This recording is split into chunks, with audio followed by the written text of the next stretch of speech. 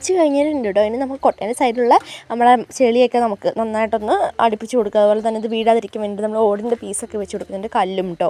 അങ്ങനെ നമ്മുടെ കുളത്തിൻ്റെ കൊട്ട ഇവിടെ സെറ്റായിട്ടുണ്ട്. ഇനി നമ്മുടെ ചെളിയാണ് ഇട്ട് കൊടുക്കാൻ വേണ്ടി പോകുന്നത്. അപ്പോൾ ഞാൻ ഇച്ചിരി മണലും കൂടി ഇട്ടിട്ടുണ്ട് കേട്ടോ. അപ്പോൾ മണലും കൂടി ഇടുന്നതുകൊണ്ട് തന്നെ കറക്റ്റ് കൺസിസ്റ്റൻസി ആകും. അപ്പോൾ എൻ്റെ കാര്യം നിറച്ച് ചെളിയായിട്ടുണ്ട്. നമ്മളെ കണ്ടത്തിലെ അടിപൊളി വളങ്ങളൊക്കെ ഉള്ള അടിപൊളി ചെളിയാണ് കേട്ടോ.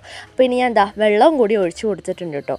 അപ്പോൾ ഞാൻ ബക്കറ്റൊക്കെ കഴുകി നന്നായി വെള്ളമൊക്കെ ഒഴിച്ച് കൊടുത്തിട്ടുണ്ട് കേട്ടോ. അപ്പോൾ ഇനി കുറച്ച് ദിവസം കഴിഞ്ഞിട്ട് ആ വെള്ളം ക്ലിയർ ആവുള്ളൂ. ഇനി നമുക്ക് നമ്മുടെ ആമ്പലിൻ്റെ തൈ നടാം കേട്ടോ. അപ്പം ഇതാണ് നമ്മുടെ ആമ്പലിൻ്റെ തൈ.